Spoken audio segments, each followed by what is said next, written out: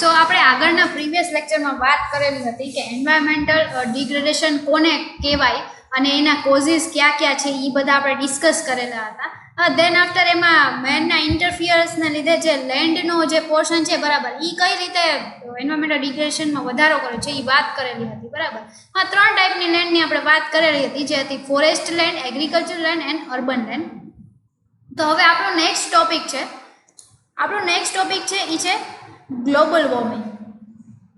જેવી રીતે આપણને બધાને ખ્યાલ જ છે કે ગ્લોબલ વોર્મિંગનો જનરલ મિનિંગ શું થાય છે કે આપણી જે બી કાંઈ એક્ટિવિટી છે કે આપણું જે ઇન્ડસ્ટ્રીયલાઇઝેશન વધતું જાય છે, જેના કારણે આપણે ઝાડવાને એ બધું વધારે કટ થાય છે, શહેરીકરણ વધતું જાય છે, એના લીધે બી જે ફોરેસ્ટને એને નુકસાન થાય છે, જે બી કાંઈ નેચરલ રિસોર્સિસ છે બરાબર આ બધી વસ્તુને નુકસાન થાય છે.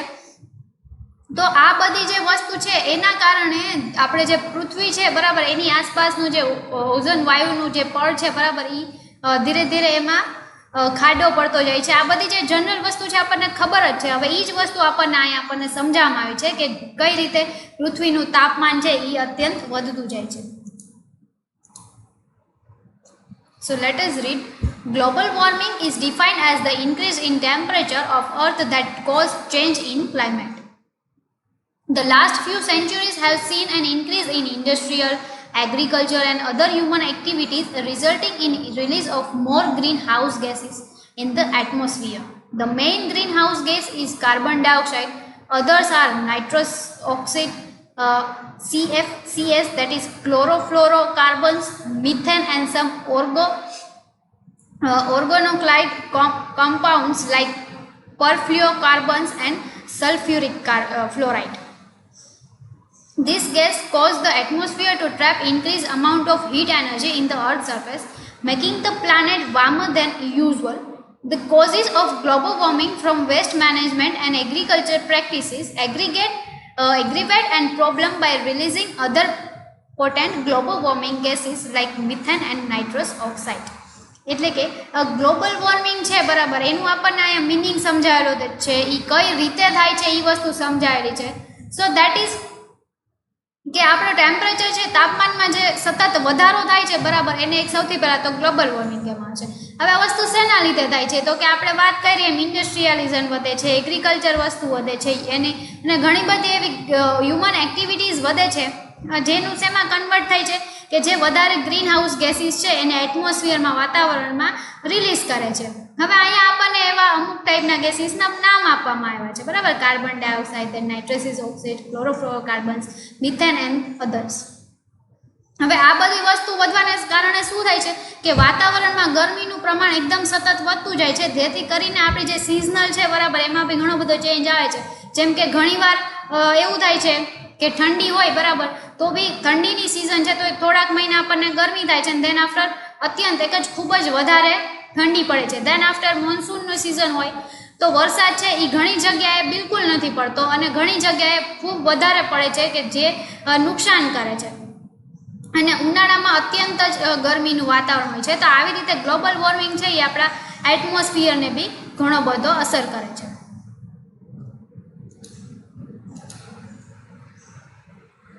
Next is heat trapping. Global warming emission by economic sector can be seen from the below details.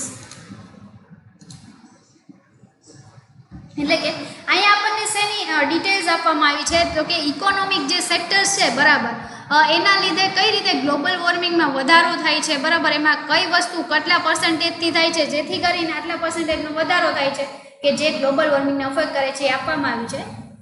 તેથી first is waste and wastewater, that is 2.8%.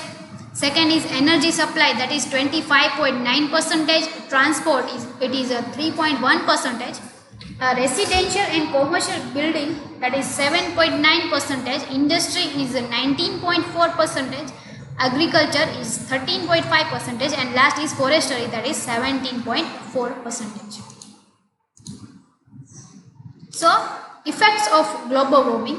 તો આપણે જોઈ લઈએ કે આ ગ્લોબલ વોર્મિંગ છે બરાબર એ આપણને કઈ રીતે ઇફેક્ટ કરે છે. મોસ્ટ ઓફ ધ કેસમાં તો આપણને ખ્યાલ જ હોય છે. તમે કદાચ આ ટોપિક આપણે અહીંયા ડિસ્કસ ન કરીએ તો બી તમે તમારી રીતે બહુ સારી રીતે ઘણા બધા પોઈન્ટ્સ લખી શકો છો.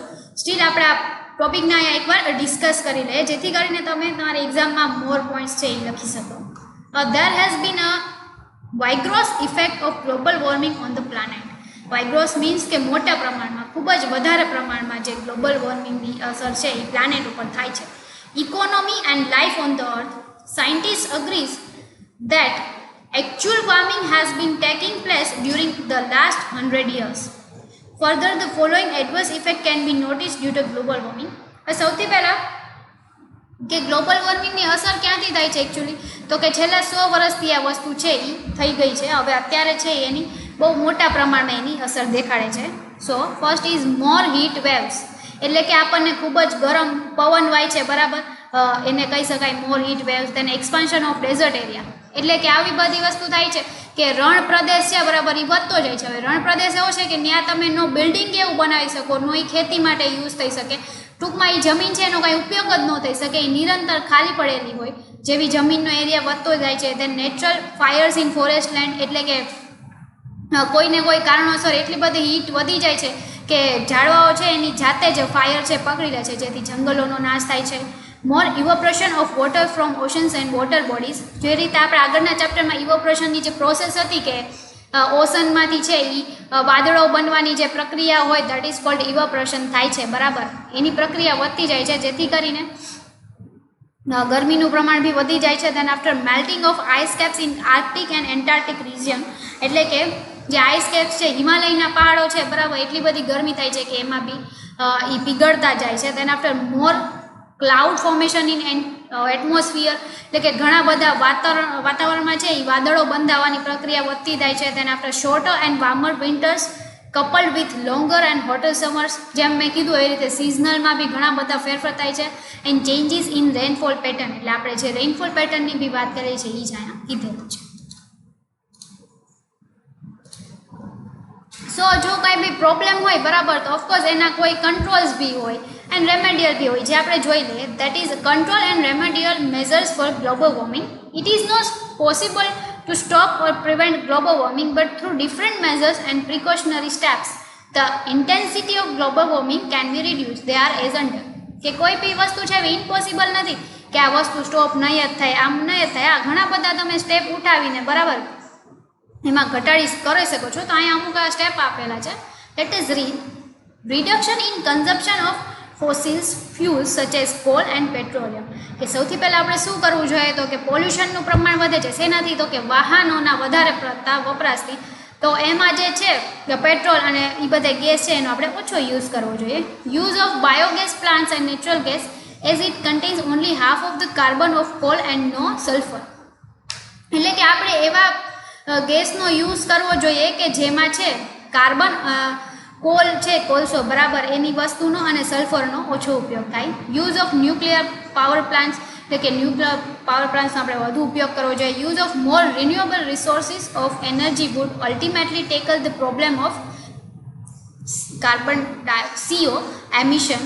Wind and solar energy can be use as the source, એટલે કે જે આપણે ઇલેક્ટ્રિસિટીનો યુઝ કરીએ છીએ, દેટ ઇઝ આપણને ખબર જ છે કે ઇલેક્ટ્રિસિટી કઈ રીતે જનરેટ થાય છે. તો કે તમે તમારા 5th or 6th સ્ટાન્ડર્ડમાં ભણેલા હોય કઈ રીતે પાણીમાંથી, બરાબર, કરીને જે રીતે એમાં પ્રોસેસ કરીને ઇલેક્ટ્રિસિટી જનરેટ કરવામાં આવે છે.